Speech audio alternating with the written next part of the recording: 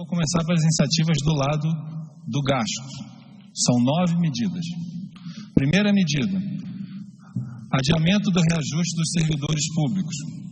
Nós estamos em negociação com os servidores públicos, fizemos uma proposta inicial de acordo com reajustes para o período de 2016 a 2019, uma proposta de reajuste que começa com 5,5% e vai ter um percentual para cada ano. Esse processo continua. Devido à situação fiscal, nós estamos propondo para os servidores do Poder Executivo Federal o adiamento desse reajuste para agosto. O valor de redução de gasto proporcionado por essa medida é de cerca de 7 bilhões de reais no próximo ano. A implementação dessa medida depende, por óbvio, da negociação com os servidores, e isso é traduzido, se bem sucedido, num projeto de lei enviado ao Congresso Nacional. Essa negociação continua, essa negociação está em andamento. As condições negociadas continuam as mesmas, mas a data de início do reajuste, nós estamos propondo que ela passe de janeiro para agosto, e isso proporciona uma redução do gasto obrigatório da União em 7 bilhões de reais em relação ao que está no PELOA. Segunda medida, suspensão de concursos. No projeto de lei orçamentária está incluída a previsão de concursos para os 3 poderes no valor de 1,5 bilhão de reais.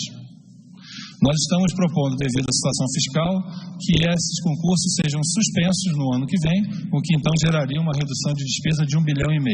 Como isso envolve todos os poderes, a maneira de implementar essa medida é através de um adendo, de um inciso, de um parágrafo na LDO, na Lei de Diretrizes Orçamentárias, que está em discussão no Congresso Nacional, e das diretrizes orçamentárias não só para o Poder Executivo, mas também para o Poder Legislativo, para o Ministério Público, para todos os entes que compõem o governo federal.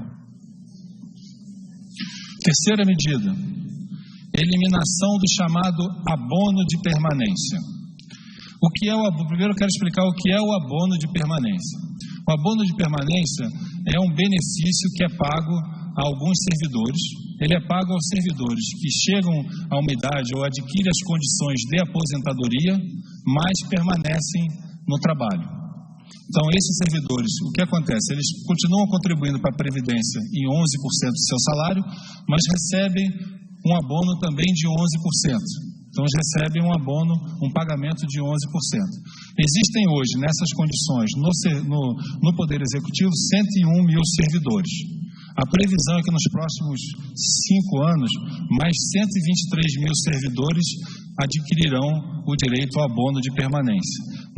Esse abono de permanência representa um gasto, no próximo ano, de 1,2 bilhão de reais. A nossa proposta também é, devido ao cenário fiscal previsto, eliminar esse abono de permanência, e isso tem que ser feito através de uma proposta de emenda constitucional que nós enviaremos ao Congresso Nacional nos próximos dias.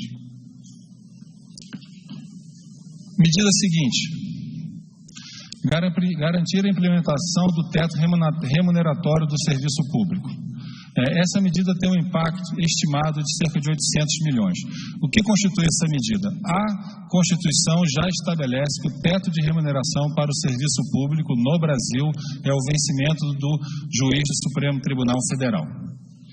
Já há várias leis de implementação desse teto, no Poder Executivo já há várias normas para implementação desse teto, mas é preciso aprimorar isso. Pode ocorrer alguns casos isolados em que há uma acumulação de benefícios ou alguns valores que extrapolam o teto.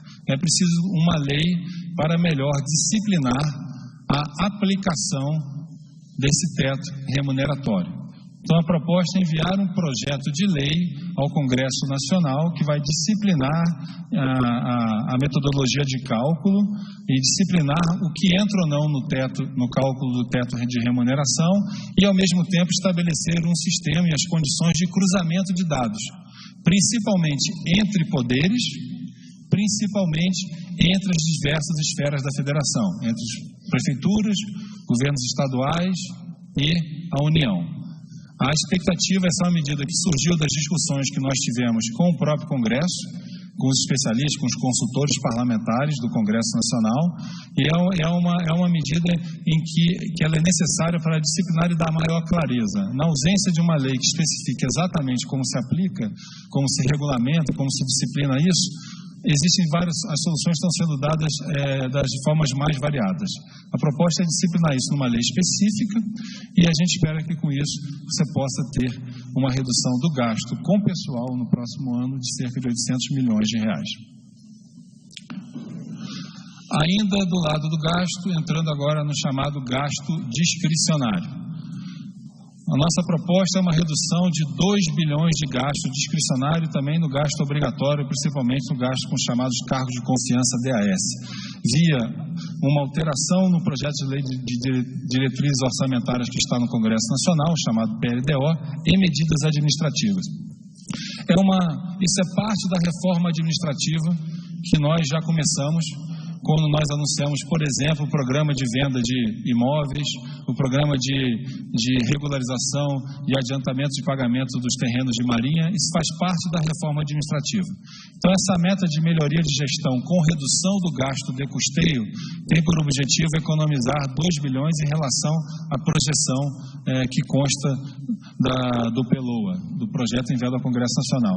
E essa economia de 2 bilhões, em linhas gerais, está distribuída da seguinte forma: uma diretriz para renegociação de contratos de aluguel, contratos de manutenção, de segurança, contratos de veículos e outros itens de despesa de custeio. Nós esperamos que possa ser possível economizar 1,6 bilhão de reais no próximo ano. Nesse momento, por exemplo, o setor privado já está vendo muitas renegociações de aluguéis, porque os preços de aluguéis estão caindo. O governo está fazendo a mesma coisa esse ano e vai continuar fazendo a mesma coisa no ano que vem. Limite para gastos com servidores. Melhorar a regulação atual para os 3 poderes no estabelecimento dos limites de valor de diárias, passagens, auxílio moradia e gasto com telefone, além de outros itens. Existe uma regulamentação muito variada, dependendo dos poderes.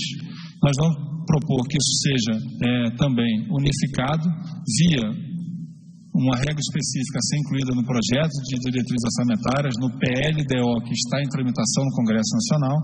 E a estimativa é que isso se economize cerca de 200 milhões de reais.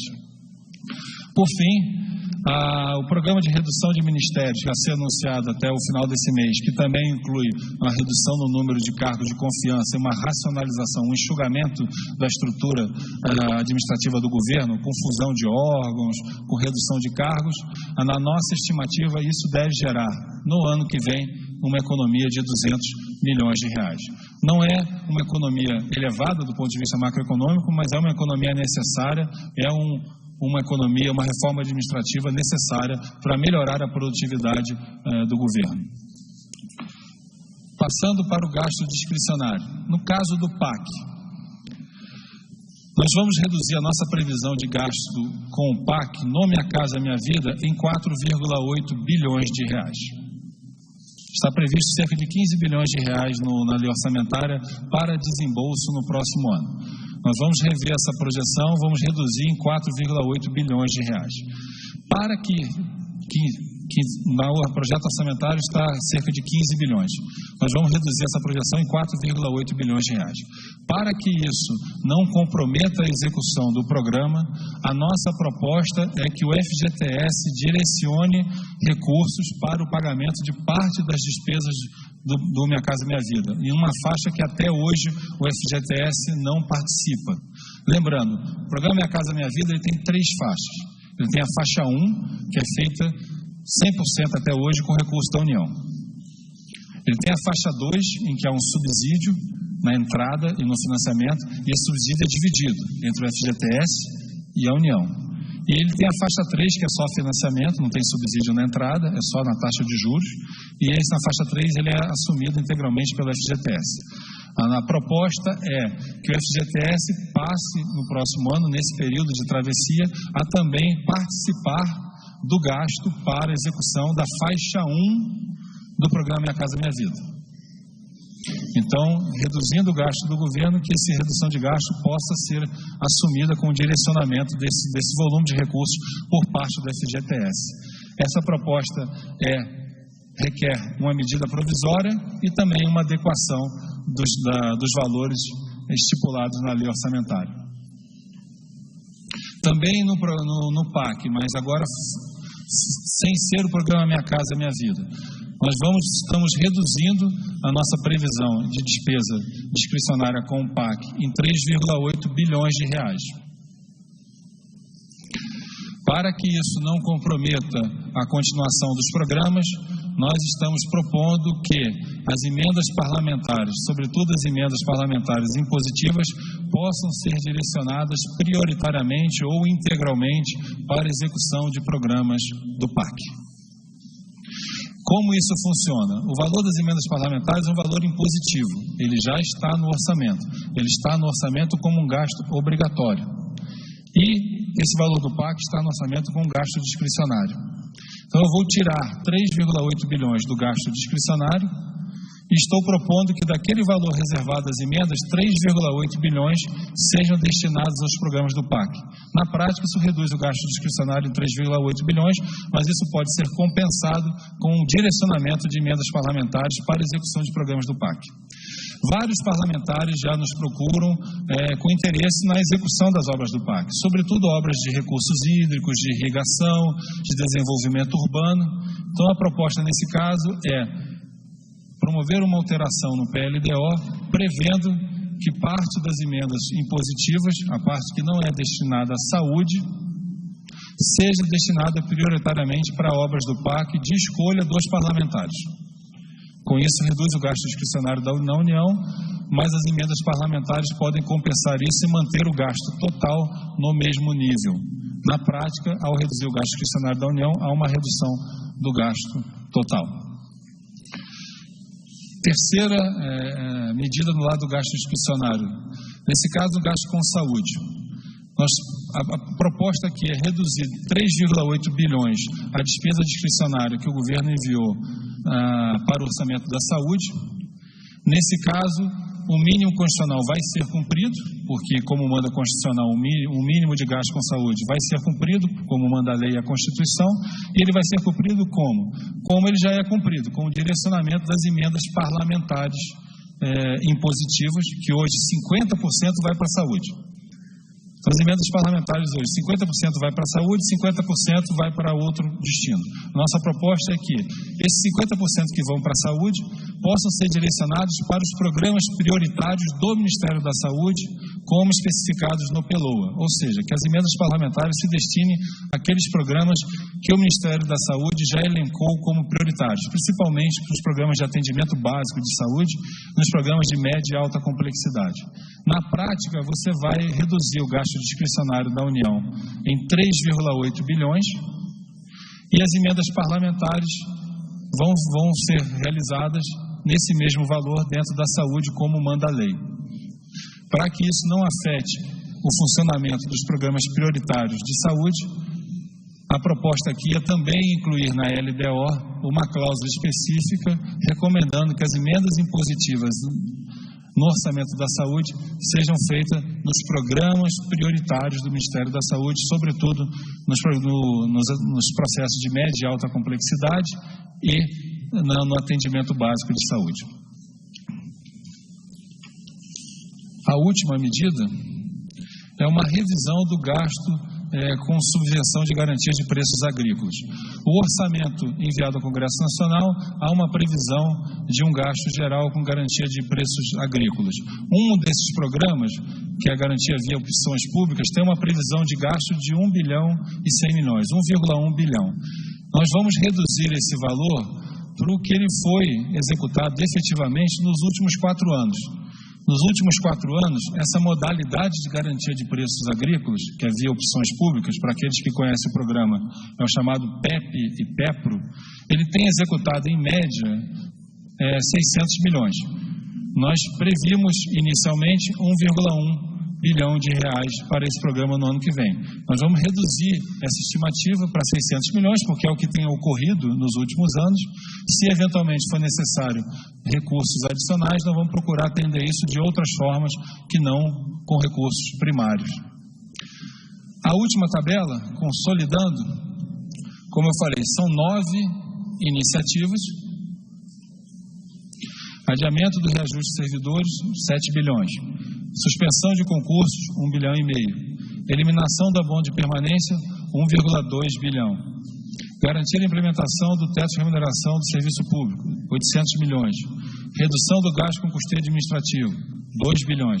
Mudança de fonte do programa Minha Casa Minha Vida, 4,8 bilhões, com o FGTS assumindo essa fonte. Mudança de fonte do PAC exclusivo Minha Casa Minha Vida, via emendas parlamentares, assumindo essa fonte, 3,8 bilhões. Cumprir o gasto constitucional de saúde com a incorporação das emendas parlamentares no valor originalmente previsto para o governo, previsto pelo governo para o seu gasto discricionário, 3,8 bilhões. E uma revisão da estimativa de gasto com subvenção agrícola em 1,1 bilhão. Esse esforço total representa uma redução de 26 bilhões de reais na previsão de despesa obrigatória e discricionária no projeto de lei orçamentária do próximo ano. Esse é o resumo